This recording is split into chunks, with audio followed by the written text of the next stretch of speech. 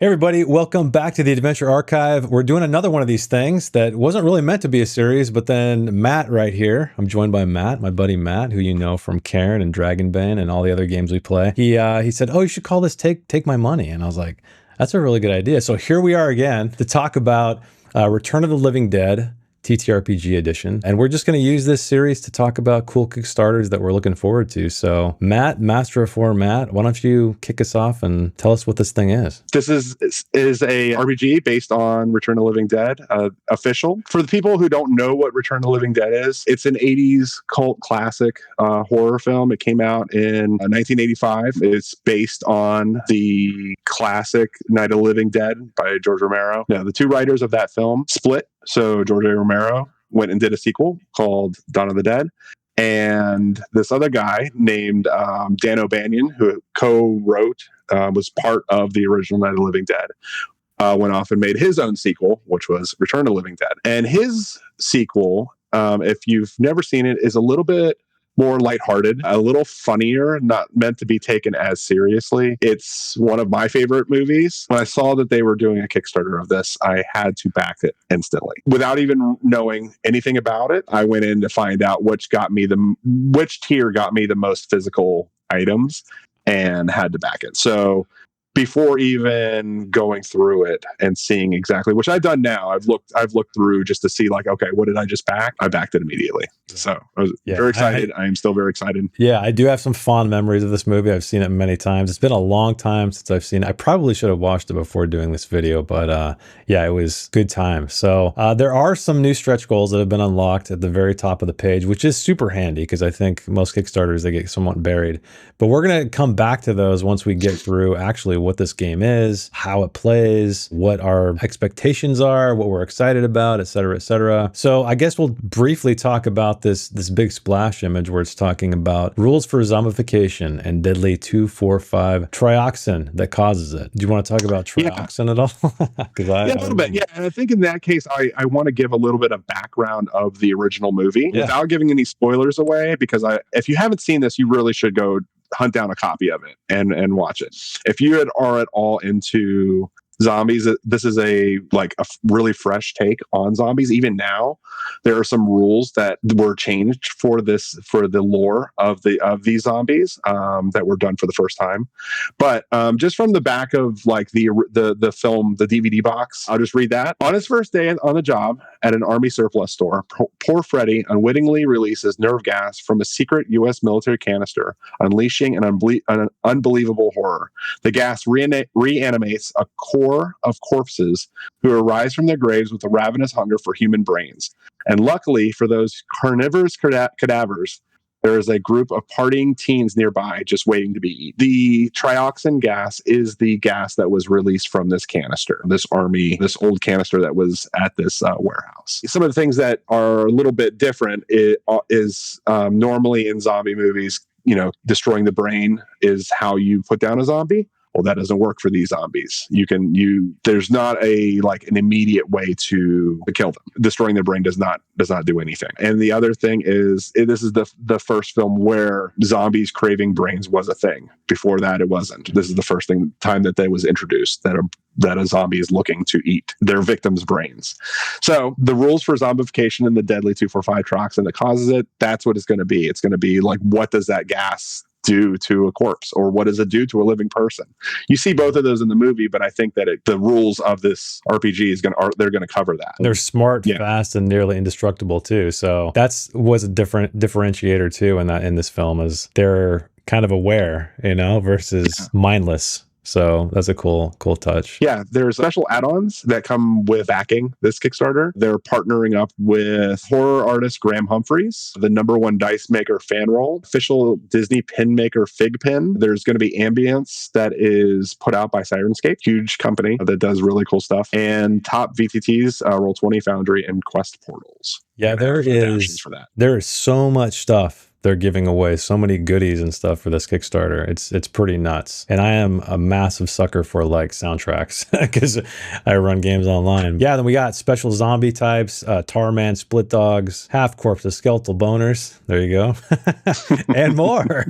Hop right in with pre-written adventures, each set in a different part of the timeline. Oh, and by the way, cool thing about this Kickstarter, and I think every Kickstarter should have this, quick start rules, as well as a free adventure. Matt's been talking about having an interest in running it on stream, so we'll see how that goes. Yeah, I'd love to see how it is set up to play. So we'll have to see what happens. Cool. But all right, yeah, I guess I'm we're interested in gonna that for sure. move down. You can see a picture right here. Here's all the stuff. I mean, you got the dice, obviously, the roll, the dice tray, the prints, the foundry stuff. I mean, everything. The books, the digital. It kind of goes through just like what is the Return of the Living Dead. And I think Matt, you pretty much covered that in a lot of depth. They go into the tracks and zombies, and then also the cinematic source book is next. So this is the 126-page Return of the Living Dead source book. One thing to note is that you have to have the Everyday Heroes core rule book because, right, I believe all of those rules are not included within this book. So you have to have that to play this. This is just a source book. So the Everyday Heroes. So I had seen some of their properties before. They have a bunch of things that are based on already existing films. I've seen they have a Rambo source book.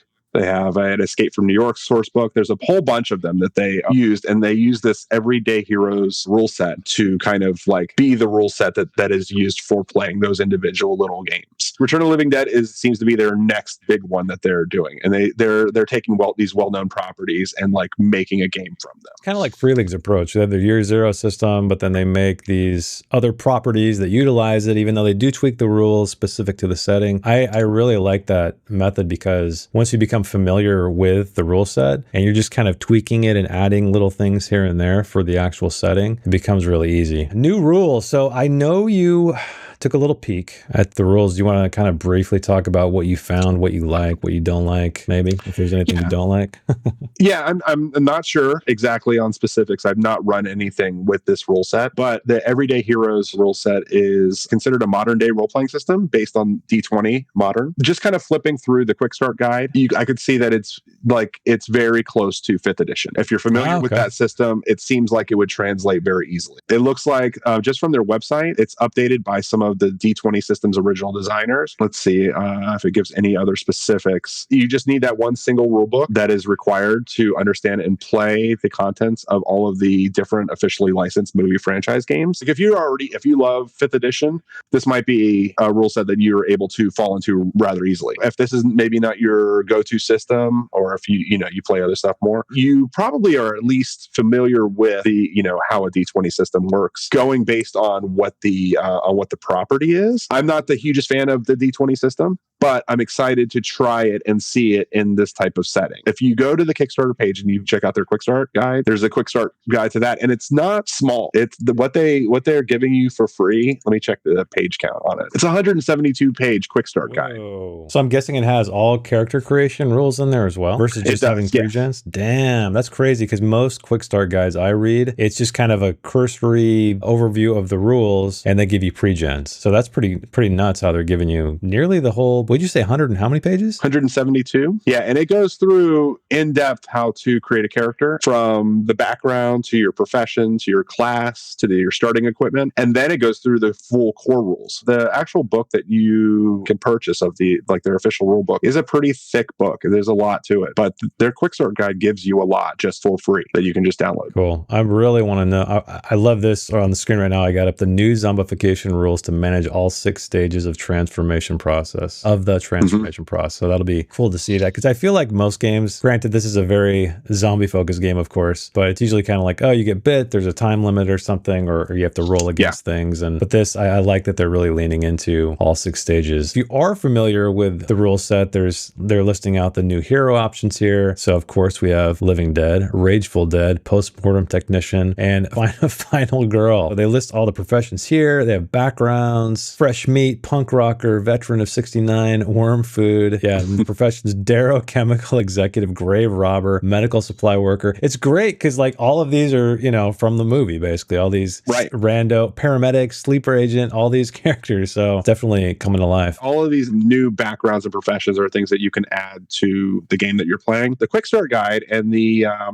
game book in general, they have their own options for that. So you can be a bookworm, a gamer, a military person, and come from a wealthy family. You can work in medicine. There's all of those things are also able to be used in this game because this is a modern setting. You would adapt. There's some details that you would change based on whenever this would take place, whenever your game would take place. You're not limited to the punk rocker or the mortician. You can have, you know, your characters in this game could be a doctor or a college student or whatever, and they have to deal with this situation also, this zombie outbreak. That makes sense, and obviously opens up a lot of possibilities in case you're not drawn to any of the backgrounds in the game itself. Yeah, here's the quick start guide. Download it, of course. Try before you buy, and then the adventure. So have you had a peek at the adventure yet? I have, yeah. How are you feeling about it? Yeah, I love it. Yeah, it without giving anything away, because you should download this yourself. It's here for free for you to try out and see if this is the type of game that you would want to back. It's 4 hours. It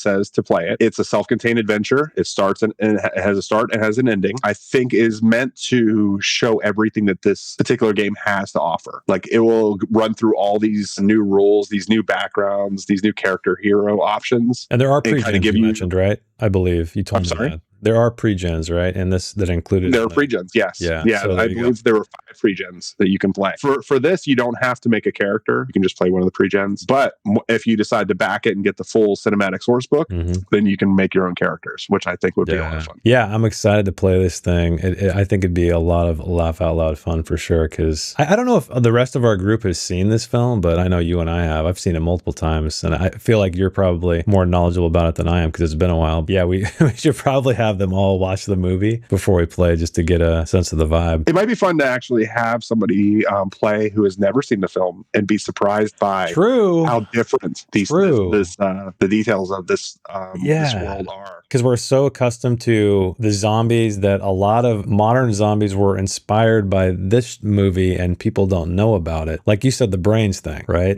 That's where this was introduced, and it kind of just started making its way into other zombie films, but nobody remembers the origin story. I guess moving on, we got rewards. So here of course is the cinematic source book. This is a 126-page softcover, fully illustrated, and we kind of went over all the details about that. And then this is the variant cover, which is really damn cool. This is reminiscent of the film. I recognize that zombie. Oh yeah, so this one's created by Graham Humphreys. What do we got next? Oh yeah, you want to talk about the Soundscape? Sirenscape, they are a company that provides themed soundtracks and sound effects to like enhance your game. According to this, I'll just read their description. Enhance your Return of the Living Dead game with Sirenscape's kick-ass punk rock themed soundtrack. This ghoulish set of special effects was custom made for our cinematic adventure's most epic moments. The Soundscape contains 50 plus high quality tracks, and they have a sample that you can listen to. Wow, 50 tracks. That's nuts. Because when I think about games that release soundtracks, it's, maybe it's like an album, maybe 10 to 15 tracks, but that's awesome. That's a huge deal to like have something ready made to be able to play while you're playing it. And I think that music is like one of the best things about playing these, and have something that's kind of themed for the mood that you're setting, and to have something that is like themed for this game is kind of cool. Like it comes with it, to have it come with it. Yeah, and it's punk rock, so it's not orchestrated or anything like that. I'm sure there's probably some little ambient stuff in there, but it's a cool touch. We got some blood spattered dice bags blood spattered dice set with dice bags. So this is where all of the cool stuff begins. Awesome dice set. Then we got the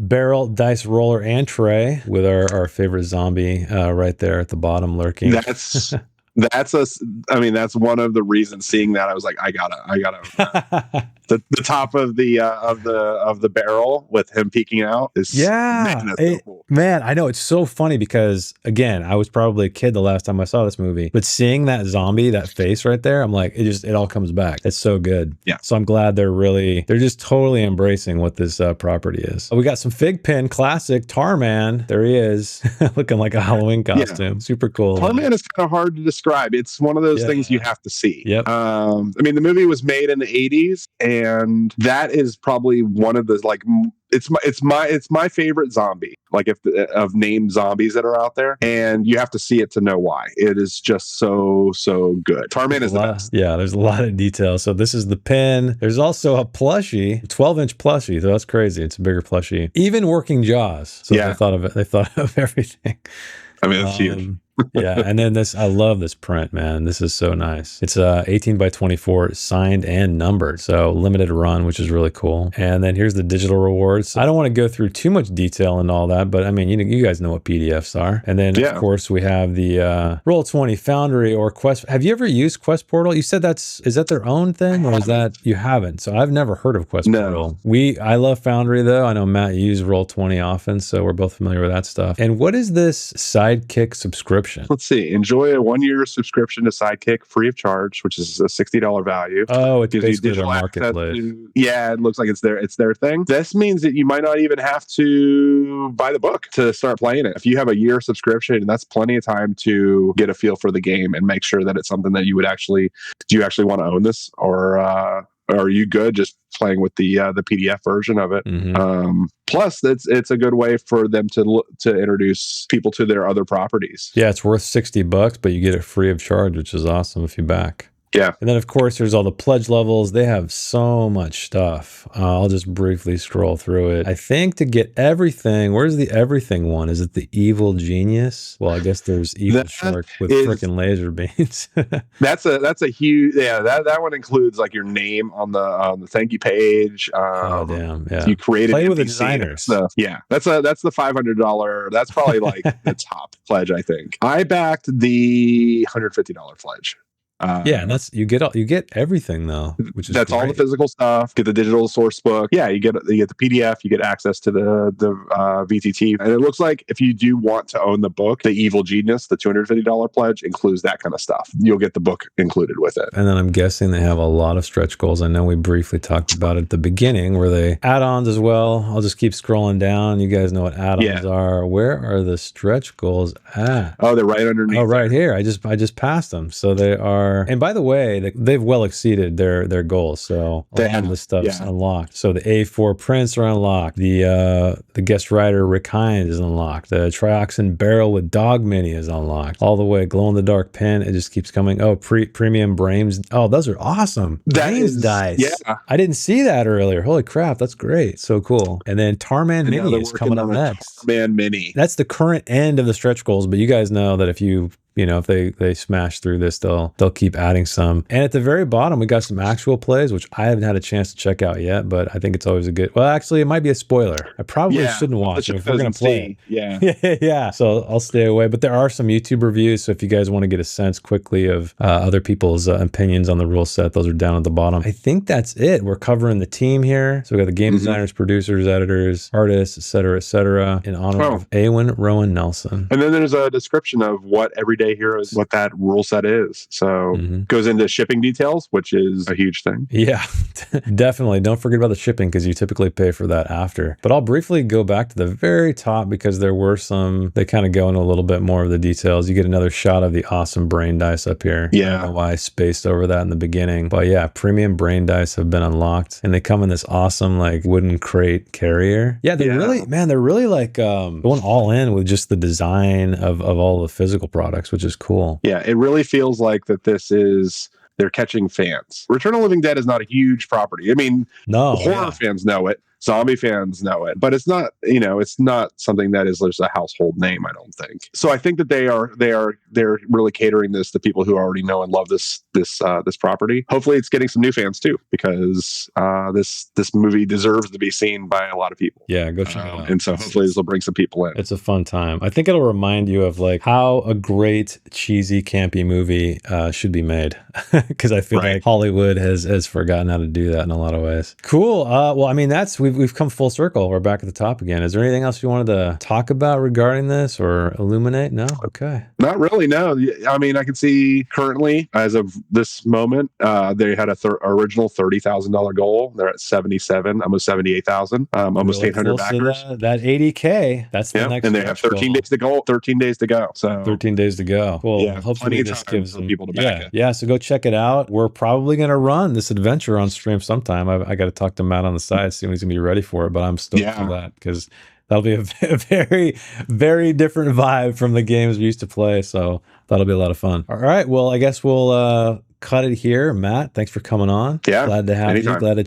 Glad to chat with you about something you love so much. We'll keep doing this. Like I said, I think this is going to be a fun little series where we do little, on the shorter side, videos kind of talking about Kickstarters that we're excited about. And don't worry, this isn't sponsored whatsoever. This is purely something we want to do. So thanks for hanging out with us, and we'll see you guys in the next video.